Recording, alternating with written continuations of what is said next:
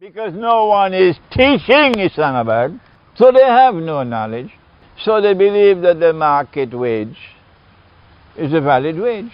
And if the market says that the wage for the cook, Khansama, is 15,000 or 18,000, and the wage for the chowkidar or the security guard is 16,000, and the wage for the gardener is 15,000, and we pay the market wage, and we can go home and sleep. We can go in the masjid, perform our salat. We are good Muslims. We are paying the market wage. Bismillahir Rahmanir Rahim.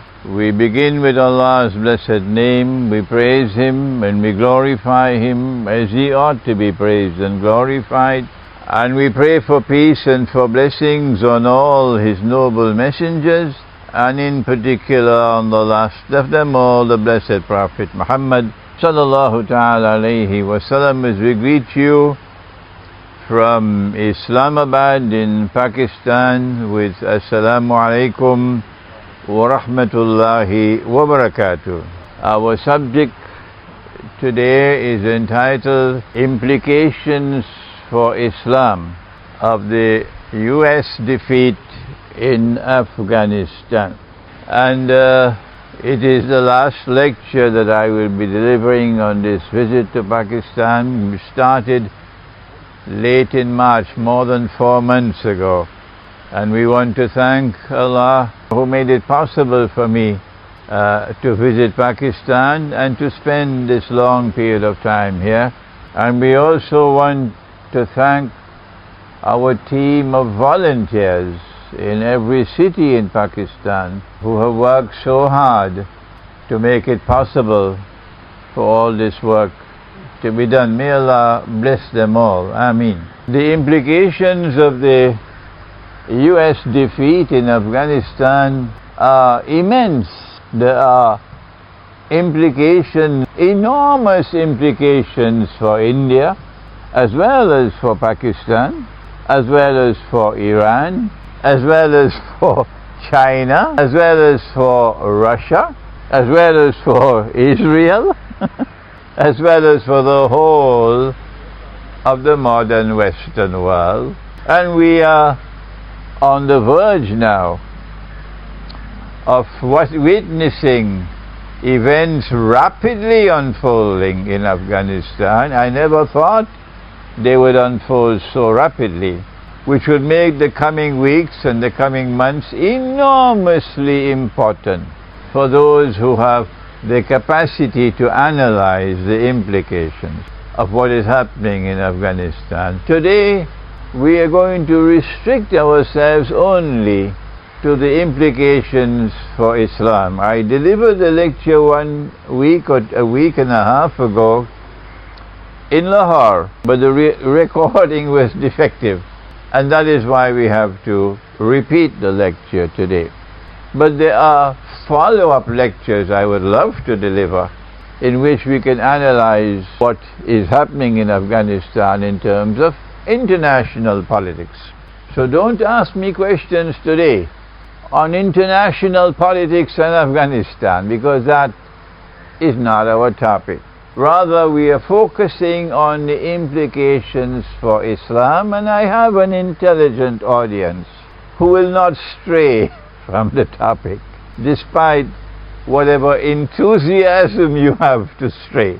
And the first implication of this event in Afghanistan, the defeat of the United States for Islam, is enormously important. More than 75 years ago, one of the most famous historians of the modern Western world, a man of impeccable scholarly integrity, Arnold Toynbee, British historian, he wrote a book entitled Civilization on Trial. And you can get the book on the internet, you can download it if you check for it. I suggest to you it's a good book to read. He was not just a British historian, he was a Christian, and he was a man with some Christian piety. He was also someone who was carefully observing international affairs, political affairs, and he was selected by the British Royal Society for International Studies to edit the Survey of International Affairs that they were publishing every year. I don't know whether you can find it here in Islamabad, but in Karachi at the Institute of International Relations, there in the library, I found it. The volumes which were published for every year, 19, 20, 21, 22, 23, 24, 25, edited by Arnold Toynbee. A mine of information, scholarly information, very important. And this is what Arnold Toynbee revealed when he wrote Civilization on Trial. He said of modern Western civilization that it had come to the world to replace all previous civilization, that history had reached it has completed, and there's nothing more to come. Previous civilizations, including the civilization are now obsolete and moribund and belong to the museums of history. And the world will witness nothing more from now on than the ascendancy of modern Western civilization. Well, look at that.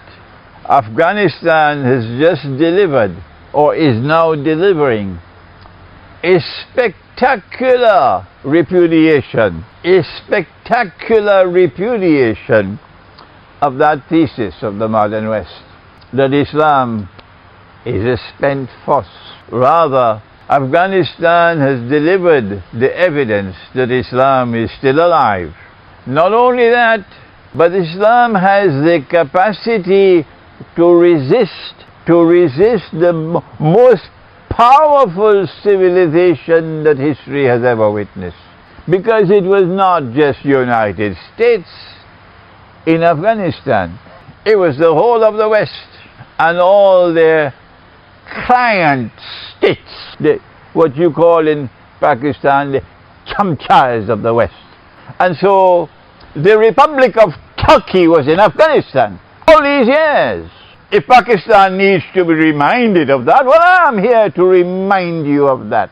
That Erdogan's Republic of Turkey was in Afghanistan all these years as a chamcha of the West. The Afghan Muslim people fought the West for 20 years.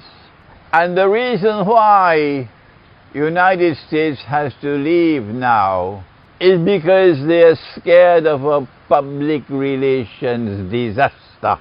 Because on the 11th of September, it will be 20 years since they invaded Afghanistan. And how did they do it? Yes, you know the story. And I am not afraid to tell it while others are afraid. I've never been afraid to tell it. That there are three kinds of lies. You know it. There are normal lies, and then there are great lies, and then there's 9/11. So they invaded Afghanistan with a mountain of a lie in order to be able to pursue a political agenda. And 20 years later, they have to withdraw in failure. And so a message is being sent all around the world. And my voice here from Islamabad in Pakistan is just one little voice added to the chorus now, that Islam is still alive. And Islam is not a spent force. And Islam can take on the modern West and defeat it. In what sense has the United States been defeated in Afghanistan? In the same sense that they were defeated in Vietnam. Namely, they could not achieve their objectives. That was the defeat. And if Islam can fight the United States and all of the West in Afghanistan, then what is the promise that seems to be apparent now? The promise of what is to come. A message being sent to Venezuela, a message being sent to Bolivia, a message to Chile, a message being sent to Nicaragua, a message being sent all around the world where people are being oppressed. That Islam has the promise that it can come to liberate the oppressed of the world.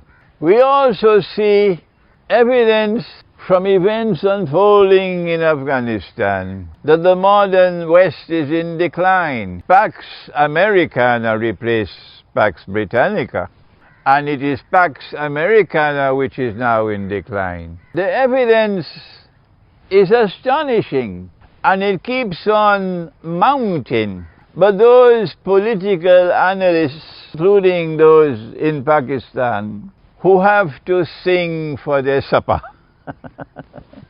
because they want to get the articles published in Western newspapers. So they have to, like Vidya Naipal, they have to write to please the West.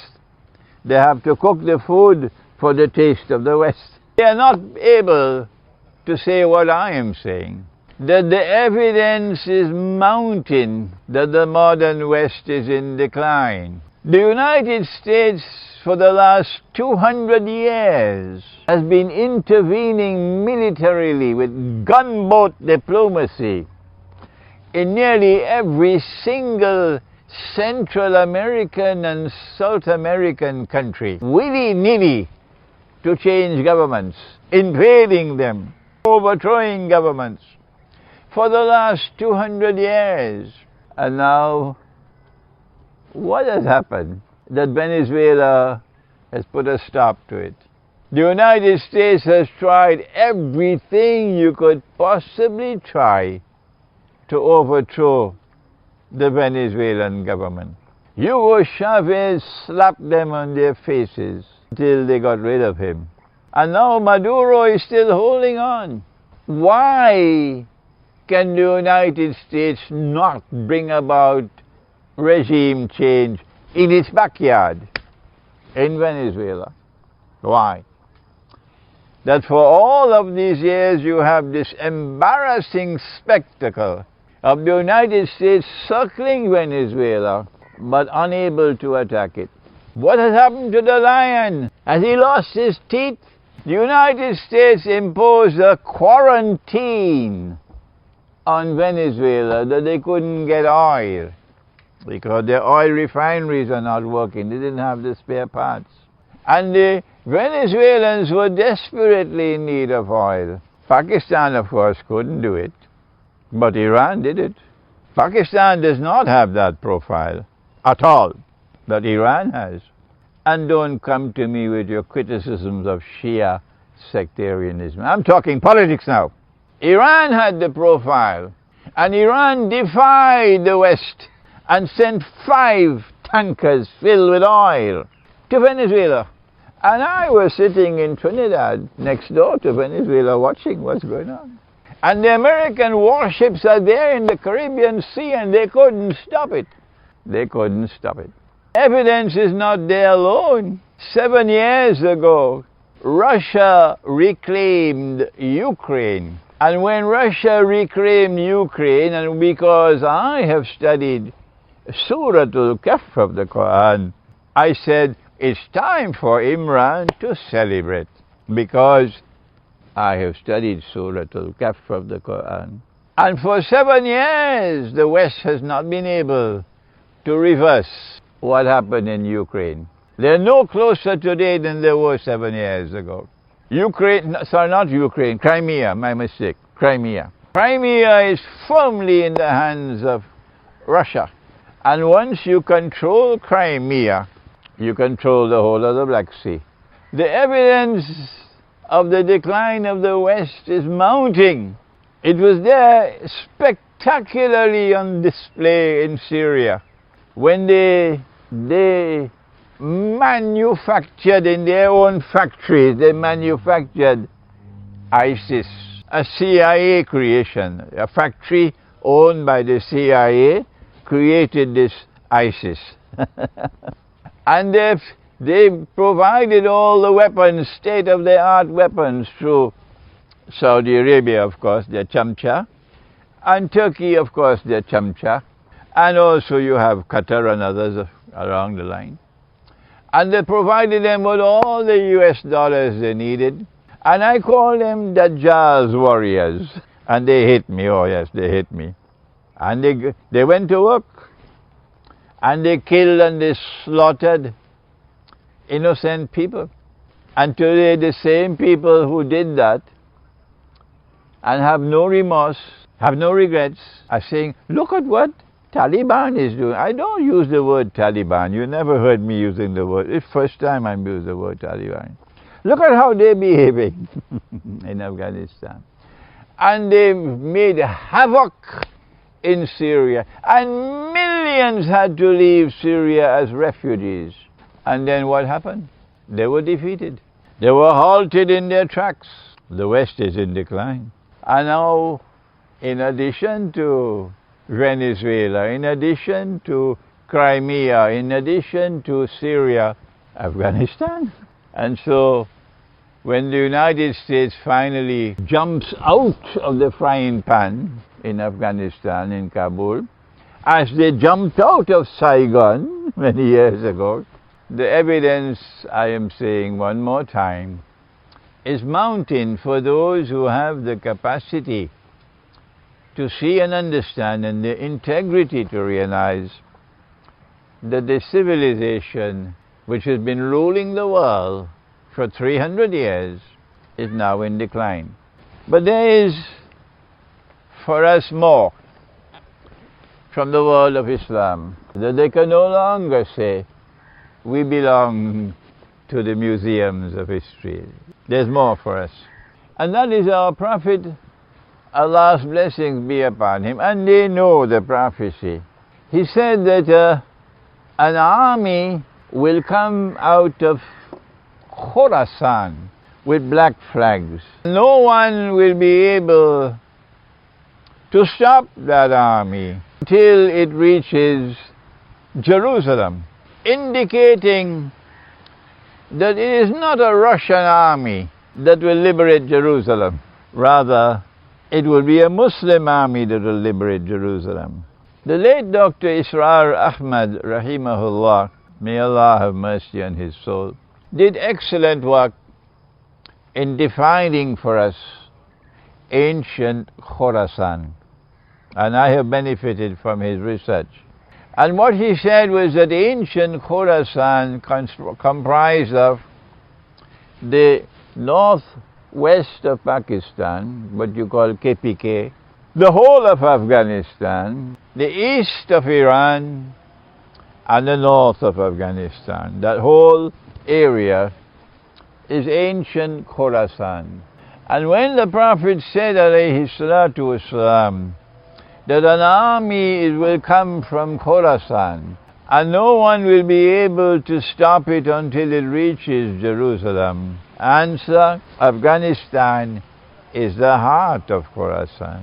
And if the Islamic resistance in Afghanistan has been successful in resisting American occupation of the country to such an extent that the United States is now withdrawing, the evidence can no longer be disputed that what is now happening is validating the prophecy of Prophet Muhammad alayhi salatu wasalam.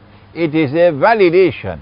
And if that is so, then all of mankind should now be paying attention to what is happening in Afghanistan and in the world of Islam. Because history is not moving in a haphazard way, helter-skelter. Rather, history is moving in a particular direction towards a particular culmination or end. And the Messiah is located at the very heart of the movement of history. And the Messiah is connected with Jerusalem. And so history is ending with Islam playing a spectacular role. I should not have to repeat what I have just said. I'm speaking slowly so you can understand. It can sink in. But our Prophet said, Sallallahu ta'ala alayhi wasallam, it's time for me now to look inside. I've been looking outside. And I've been sending a message from Islamabad to Caracas. I've been sending a message from Islamabad to Bolivia, to the oppressed of the world who are struggling. But having done that, now let's look inside. Our Prophet said, Allah's blessings be upon him, he said, my ummah, means my community, is like the rain. I do not know which shower is better, the first or the last. I came to Pakistan 4 months ago, and I astonished Pakistan when I said that I am 82 years of age by the moon and almost 80 by the sun. I have been superbly educated, mashallah, and I have traveled extensively in the world, and I have written a large number of books which have been received with respect on Islamic eschatology.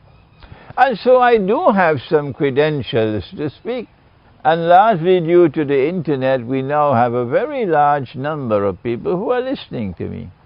And I said that I don't see the last shower of rain coming from the Arab world. This is not to say that I am speaking condescendingly of the Arabs. Nor do I see it coming from Turkey, where the brainwashing is to such an extent. They don't care that Turkey is a member of NATO. It's peripherally important. But Afghanistan said, and I want to begin my praise for Afghanistan now, whether they like it or they don't, that Afghanistan said to Turkey, when NATO leaves, you leave as well. Meaning, after NATO has left, if you are still here, you're in trouble. We take care of you. It's lovely. That's music in my ears. That Afghanistan is not asleep. So for the critics of Afghanistan, take that and chew it for a while. Brainwashing of the Turkish people. And I'm enormously unpopular in Turkey, oh sure. Enormously unpopular. The brainwashing of the Turkish people is so great that they still cannot recognize that Allah has spoken in the Quran concerning the church and the synagogue and the cathedral and the masjid, that you have a duty to fight to protect it. So how can you take it and convert it to a masjid, a cathedral? The Quran is our guidance, not events taking place in Spain. Don't come with that nonsense. When the Quran is here as our guide, why are you running from the Quran? Don't you have any respect? But the Turkish people are still supporting Erdogan, who took Hagia Sophia and converted it to a masjid for the second time, shamefully, disgracefully, sinfully. But look at the Pakistani people. I came here 4 months ago. I told them this is wrong. The Quran prohibits this. And when we conquer Constantinople, as prophesied by the Prophet Muhammad ﷺ, we are going to return Hagia Sophia to the Orthodox Christian world. And when we do that, then the prophecy in the Quran will be fulfilled, which is in Surah Al-Ma'idah, that the Christian people will come closest in love and affection for us Muslims. And guess what? Nobody in Pakistan differed with me. If there are people in Pakistan who differ with me, they prefer to stay away from me. So then where will the last shower come from? I don't see it coming from Africa or from Southeast Asia. I have said over and over again these last 4 months, this is my opinion, I can be wrong, I make mistakes. A shower of scholarly rain will come from Pakistan, but it will not come from the Darul Uloom. And Afghanistan has the same Darul Uloom as Pakistan, no difference. The last shower of scholarly rain will come from the scholarly profile of Dr. Iqbal, despite mistakes that he made. But I also make mistakes. And the last shower of scholarly rain will come from his most distinguished student of Iqbal, the one who responded to Iqbal's call for a reconstruction of religious thought in Islam, and the one who wrote the 2-volume book which is available at the back, The Quranic Foundations and Structure of Muslim Society. In response to Iqbal, my teacher of blessed memory, Maulana Dr. Muhammad Fadlur Rahman Ansari Rahimahullah. This is the last shower of scholarly rain. But now, today, we have to agree, we have to accept that the last shower of military rain is coming from Afghanistan and from Khorasan.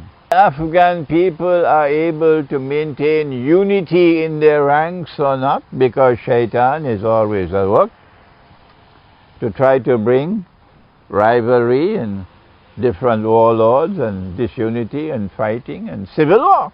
We don't know what's going to happen in the future. But so far, the evidence is that they have given a spectacular demonstration that they are the last shower of military rain in this ummah. Having said that, we now have to turn to other matters which are not so agreeable.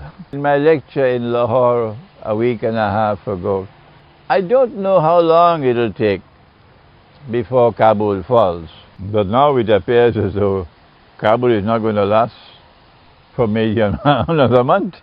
And when Kabul falls, when this present Yankee government, that's what they deserve to be called, Yankee government in Afghanistan, perishes and the Islamic Emirate is restored, what are the implications? I now want to tell you this story, and many of those listening to this lecture in different parts of the world are going to be astonished when they hear this.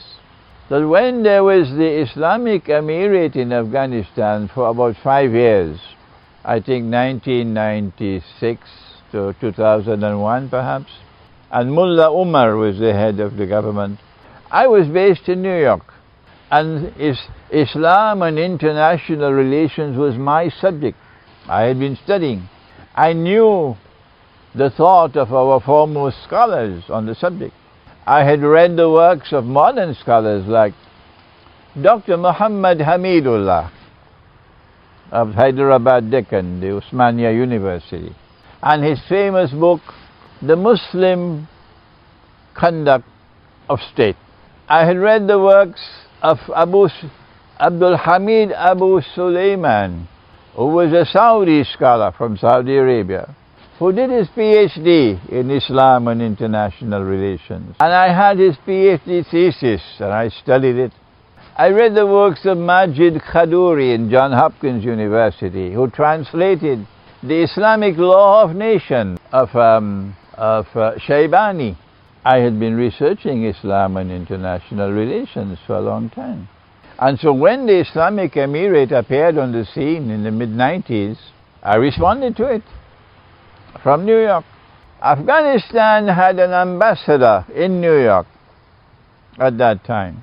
And he was a very learned man, a very cultured man, refined man. And I was very happy to be in his company. And he had a liking for me. We became friends, the ambassador. And while I was commenting on the Islamic Emirate as to whether or not it qualified as a Khilafah state, the ambassador was sending, in those days we didn't have the internet, we didn't have YouTube, we didn't have video, so we had cassettes, audio cassettes. So the ambassador was sending audio cassettes to Kabul. I don't know if he is still alive. He may even listen to this lecture. I can't even remember his name now. But what I do remember, Abdul Hakim Mujahid, mashallah, mashallah. what I do remember was that this was an educated man. Oh yes, and a cultured man. It was a joy to be in his company. This is the kind of man that Afghanistan chose to be the ambassador. So he was sending the cassettes of my lectures to Kabul, to the government. There were very few of us who were specializing on Islam and international affairs, very few.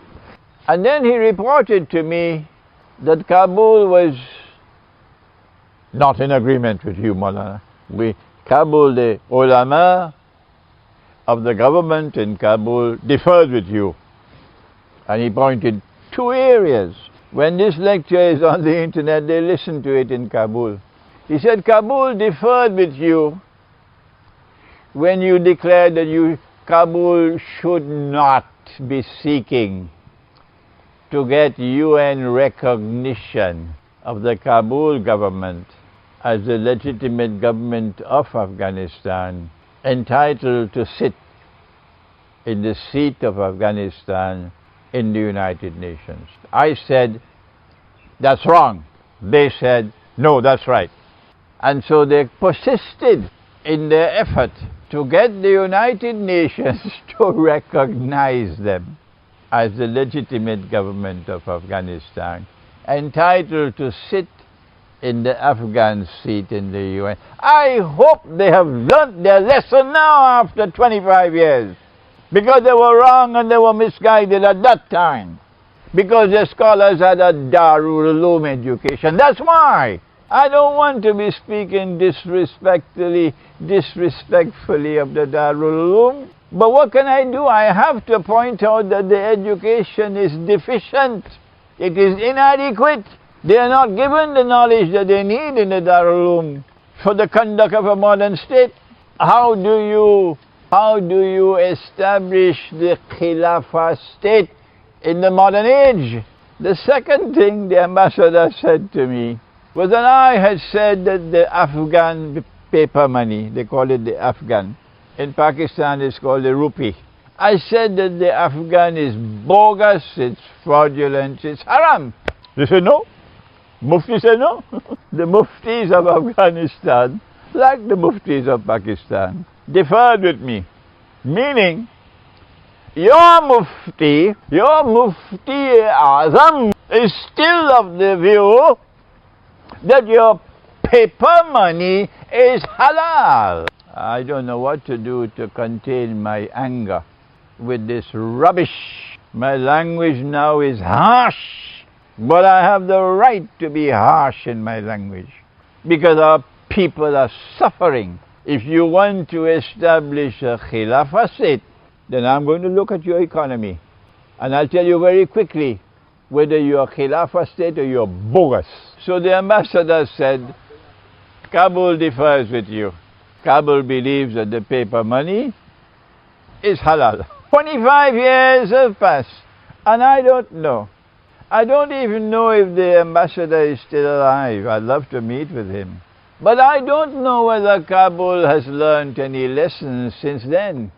And so when this Yankee government falls, which seems inevitable, and the Islamic Emirate is restored, the easy part is now finished, fighting the Americans. That was the easy part. And the difficult part now begins, and that is how to establish an authentic Khilafah state in the modern age. And I have to share with you my conviction that your Darul Uloom education cannot prepare you to do that work. So do not be surprised if you see the Islamic Emirate in Afghanistan faltering and making mistake after mistake. Don't be surprised. I don't wish this at all. I wish them success, but there is no substitute for knowledge. And the last shower of scholarly rain is not coming in Afghanistan, because all that Afghanistan has is the Darul Uloom. And the Darul Uloom of Afghanistan is no different from the Darul Uloom of Pakistan. A Khilafah state is to be restored in Afghanistan. How do you proceed? I will use a brief time on this subject because this requires hours and hours of lecturing.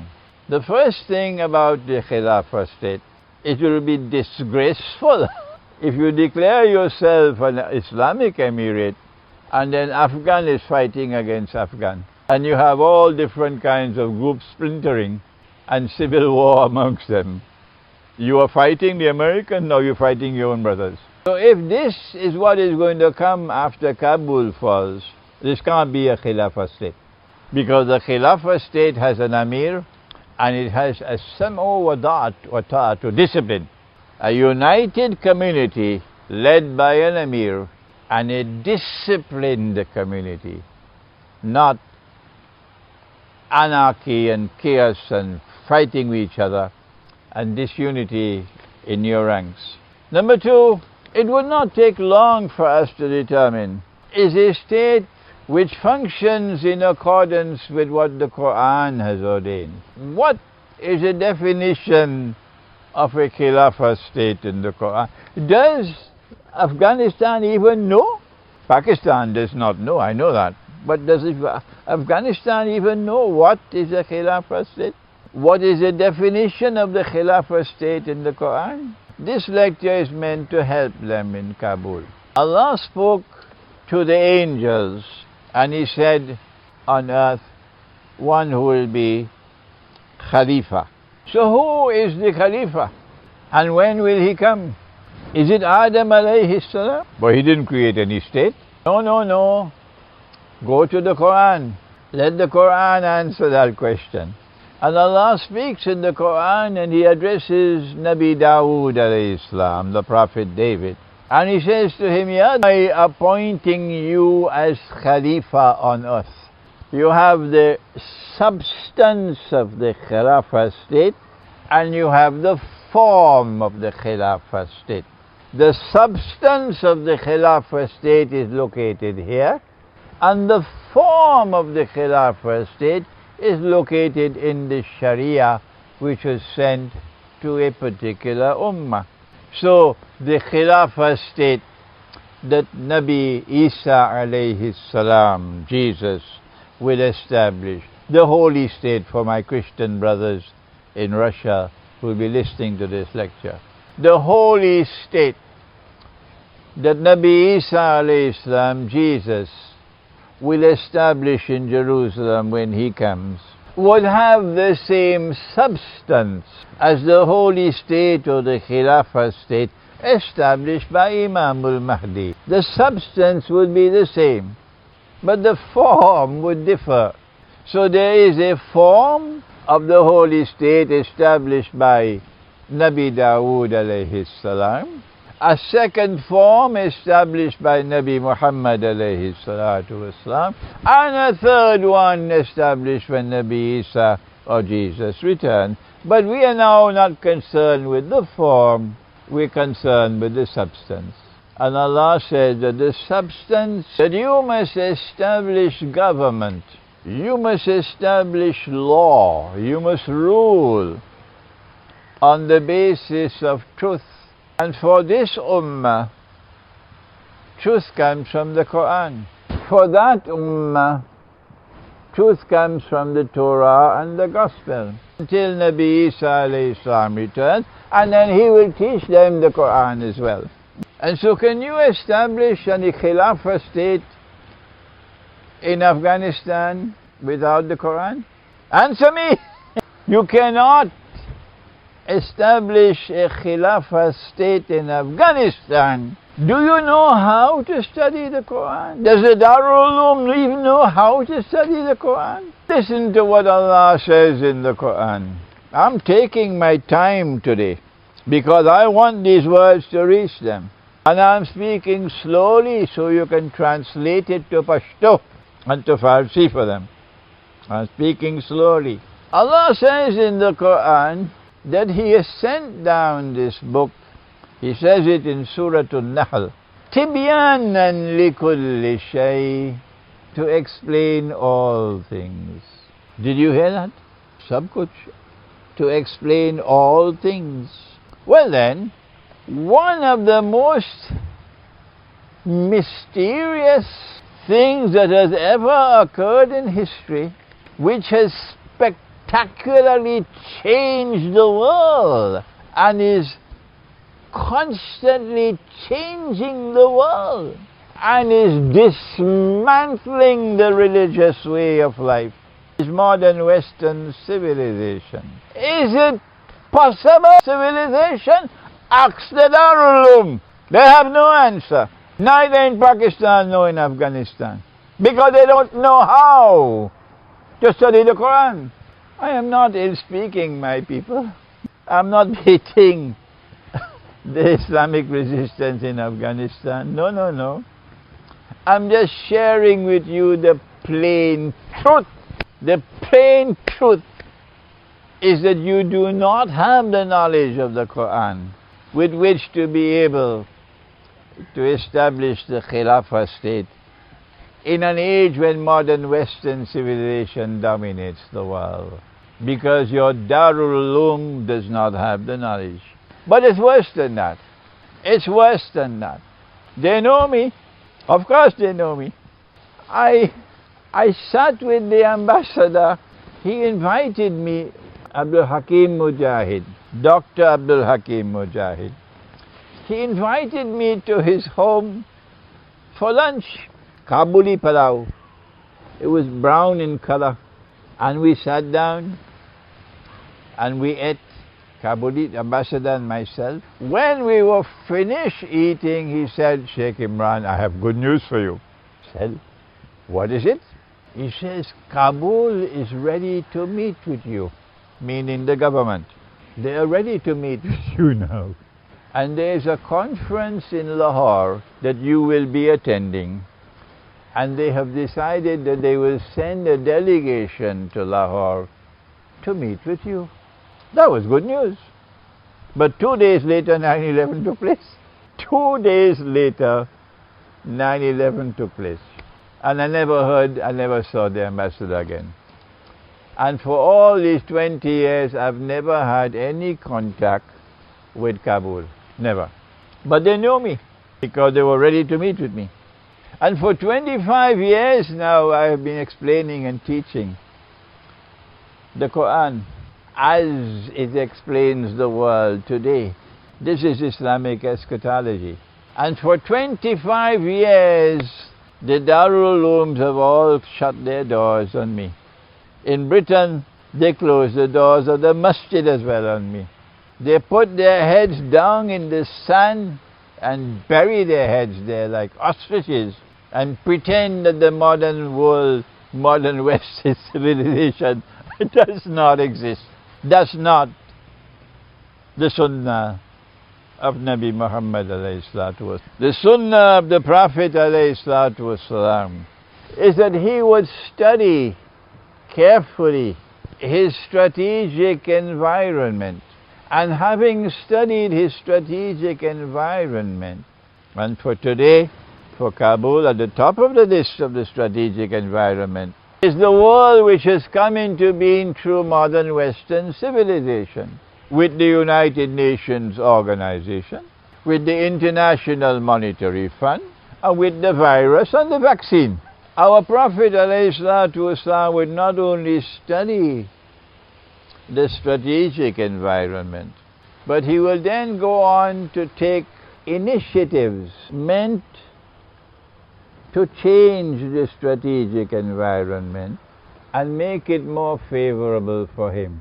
We don't have the time to give a lecture on that subject today, except to say that it was precisely such an initiative which led to Hudaybiyah. And when the Treaty of Hudaybiyah was concluded, Allah responded with a surah entitled Suratul Fath.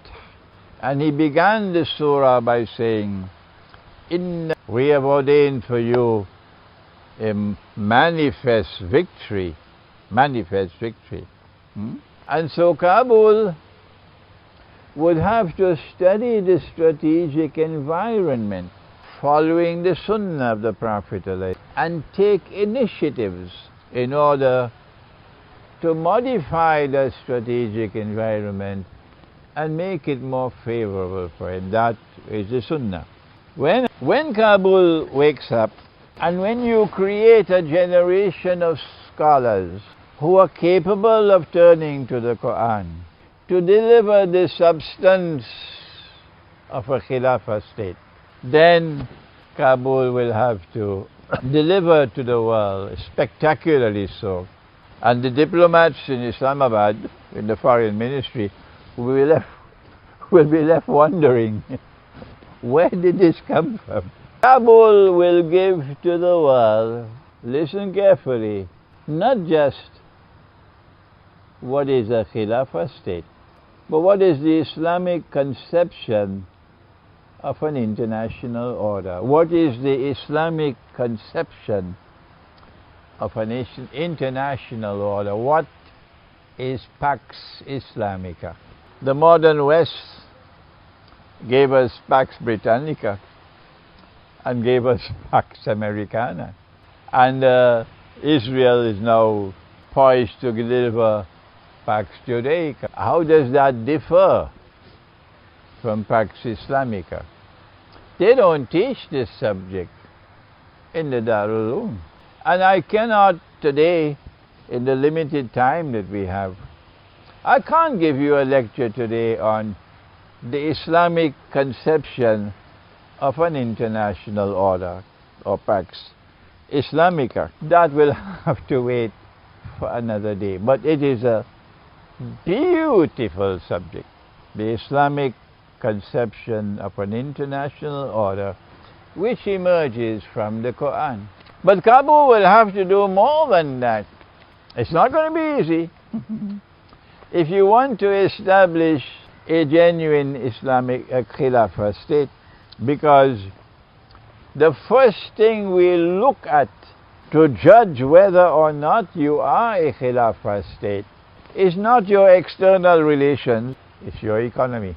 It's your economy. And if you give us a bogus economy, like the one which obtains in Pakistan, a bogus economy, an economy which produces over time slave masters and slaves, an economy which produces slave masters and slaves. That's what Pakistan has produced over so long. And there's nothing in the horizon, nothing which is challenging it.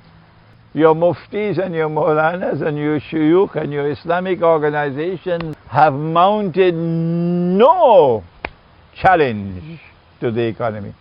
None. They are busy either eating biryani and going home and sleep, or picking up boxing gloves for their tamasha. Deobandi, Brelvi, this, that, the other.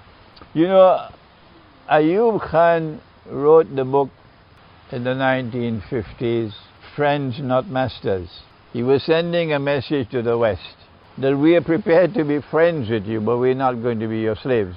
But the Latin American diplomat, Juan Domingo Alvarado, he wrote a more beautiful book. The title of his book was Sharks and Sardines. And that's what we have today in the economy, sharks and sardines. The sardines are those who have to leave their wives and their children in the village, because if they're in the village, they can only earn about 12,000 a month. But village can't pay anything better than that. And they have to leave the village and come to Islamabad. And when they come to Islamabad, then because Islamabad doesn't have knowledge, because no one is teaching Islamabad, so they have no knowledge, so they believe that the market wage is a valid wage.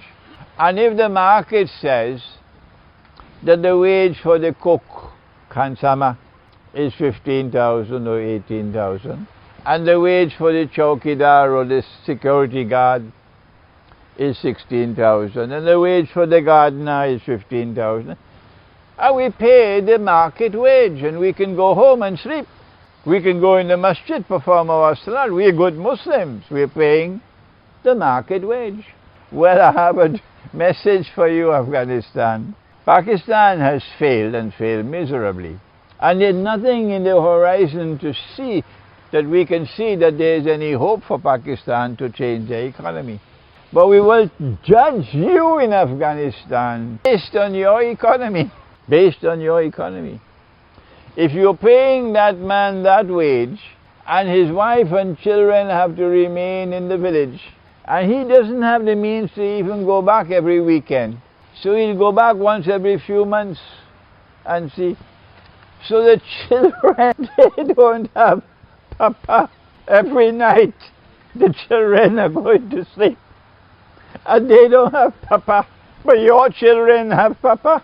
You're paying him the wage of a slave, because you will not put your son to work for that wage. But that's the wage of a slave. But they don't know it, they're innocent. Nobody taught them the subject. So Afghanistan, you're going to have to teach Pakistan. That's what a message I'm sending to you.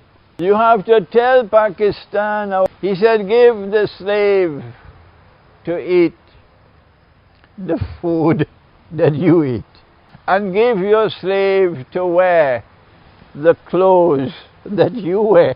And mashallah, there are Pakistanis who are very kind to their servants and treat them very nicely. I just got the news. I spent the night in Naushela, beautiful city, green and nice.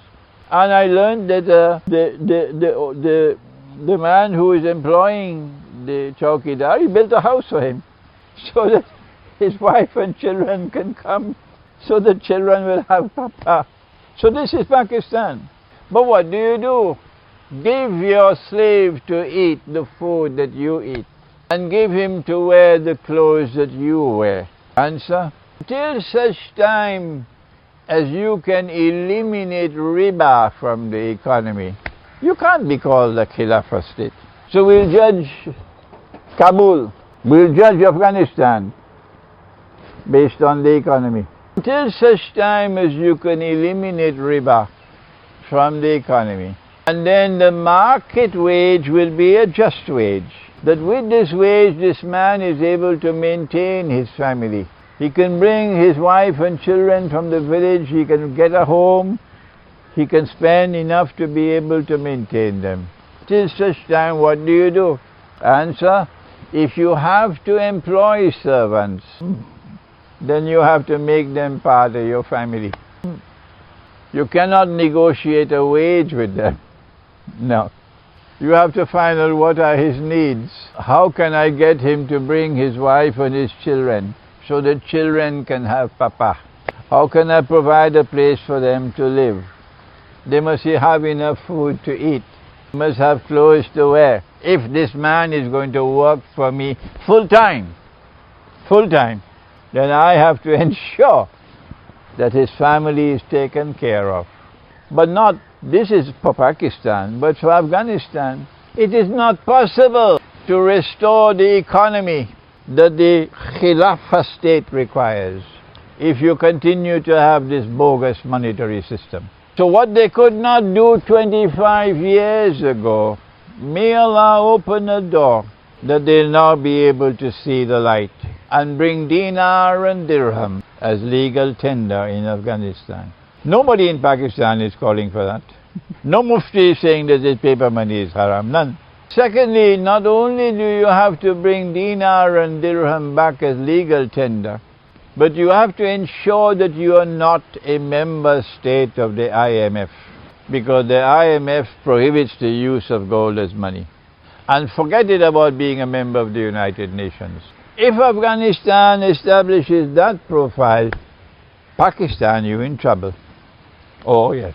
Secondly, you cannot have a banking system in Afghanistan with money being lent on interest through the commercial banks to the front door, and then money being lent on interest to the Islamic banks to the back door.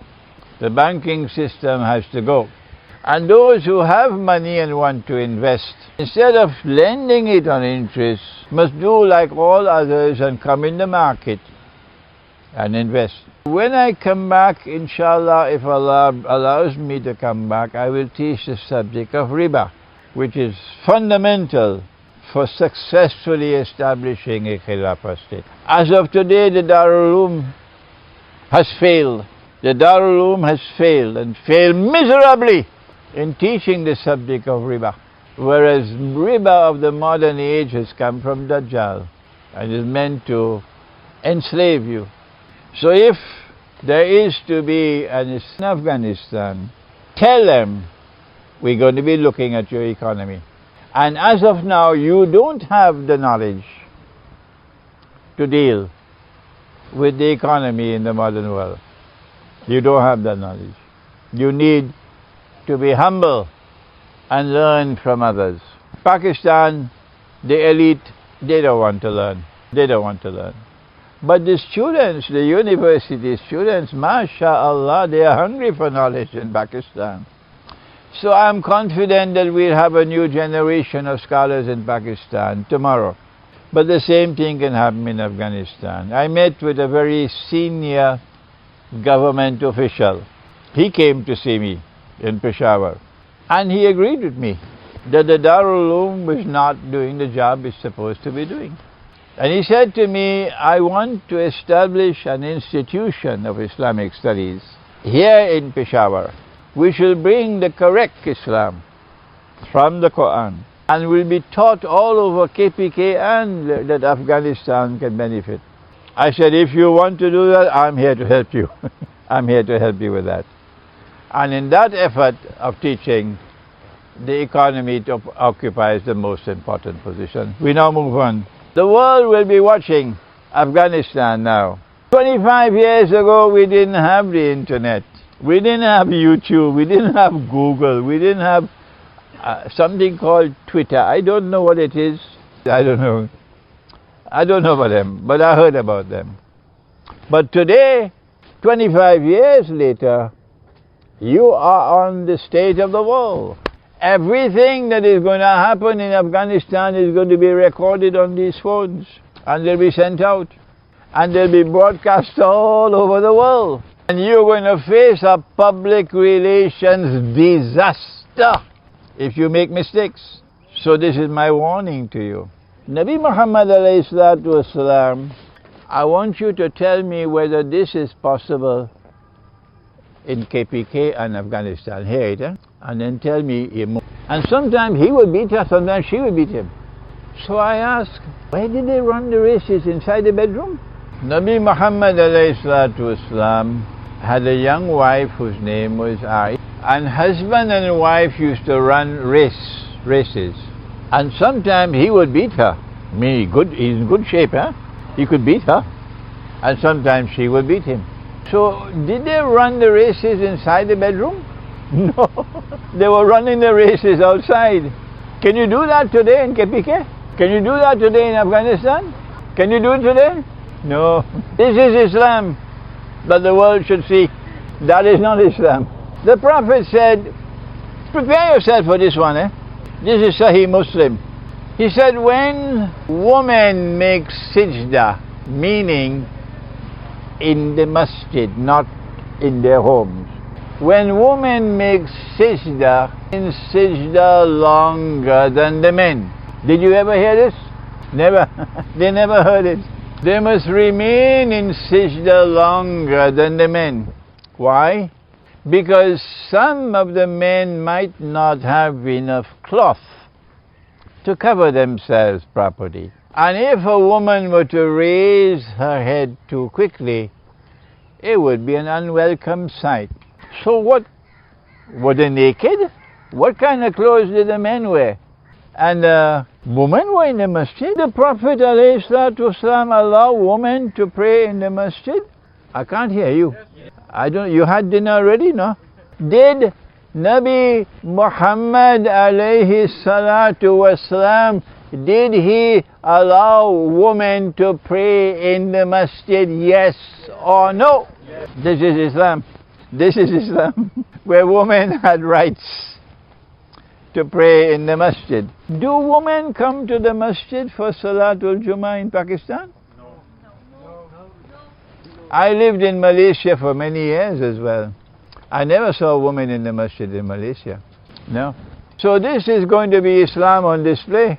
Is this a valid Khilafah state or is it a bogus Khilafah state where women are not allowed in the masjid? He said when the women, the clothing now for the men is that you have two pieces of clothing as a man. Two pieces. The lower portion has to be tailored in such a way you could jump on a donkey, you could ride a horse, you could ride a camel. So it's like this shalwar, perfect shalwar. And it has to be baggy. If it's tight and you go on the horse, it'll tear. So you have the perfect shalwar here. But in addition to the lower garment, you have to have an upper garment. And the upper garment has to be long enough that when you go down in sajda, you will not present an indecent spectacle to those behind you. Because if you do that, not because of a shortage of cloth, but because you want to follow the West, then I have a surprise for you. Allah will take your salat and throw it back in your face. If you perform salat with clothing, that when you go down in sajda, you present an indecent spectacle. So now then, he said when the men come to the masjid, the best row for the men is the first, and the most dangerous is the last. Is it because of scorpions? What is there making it dangerous? And the best row for the woman is the last, and the most dangerous is the first. Is it because of scorpions? No. Huh? No. You know the answer. As the row of the men at the front fills up, and the row of the women from the back fills up, the two will come close to each other. Thank Allah that He did not put the woman in the front and men in the back, because no man will be able to concentrate on his salat. None.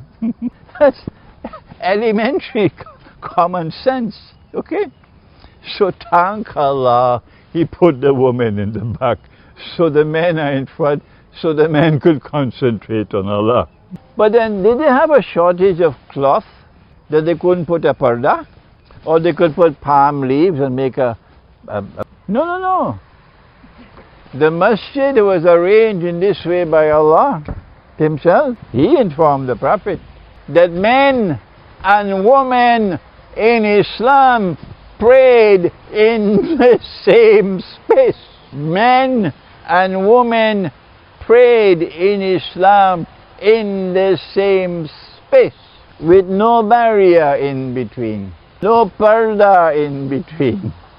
That is why the last row was dangerous for the men and the first row for the women was dangerous. Particularly when you're young. Even when you're old it's difficult, but when you're young, the hormones are raging, you see? And so, this is Islam. Do you know anywhere in the world today where men and women pray together in the same space? Have you ever seen it? Have you ever seen it anywhere? Well, wait. When Imam al-Mahdi comes and the Khilafah state is restored, whether you like it or you don't, men and women will pray the way they prayed in Medina. This is Islam. Can this ever come to Afghanistan? All I am doing is sending a message. I don't know whether it will reach them or not. Islam is coming back to Medina and he's riding a camel and the sun is very hot. And there is this woman walking on the road. So he stopped his camel and he offered her a ride. She'd be sitting behind him on the camel. If she's unbalanced, she'd have to hold his back. She said, I long to accept the invitation, but my husband is a jealous man, so I had to decline. So my question is, can you do that in KPK? Can you do that in Afghanistan? Can you stop your horse or your camel and give a woman a ride? She's a stranger. This is Islam. This is Islam. So will this be a valid Khilafah state or a bogus Khilafah state? While he was there, he felt lice in his head. In those days, you know, the men had more hair. I'm trying to grow mine a little bit now. In KPK, I see men like the Prophet used to have long hair. You know what she did? The wife of the companion, she put him to sit down. And in the presence of her husband, she went with her fingers searching in his hair to take out the lice. Can you do this in KPK? Can you do this in Afghanistan? This is Islam. This is Islam.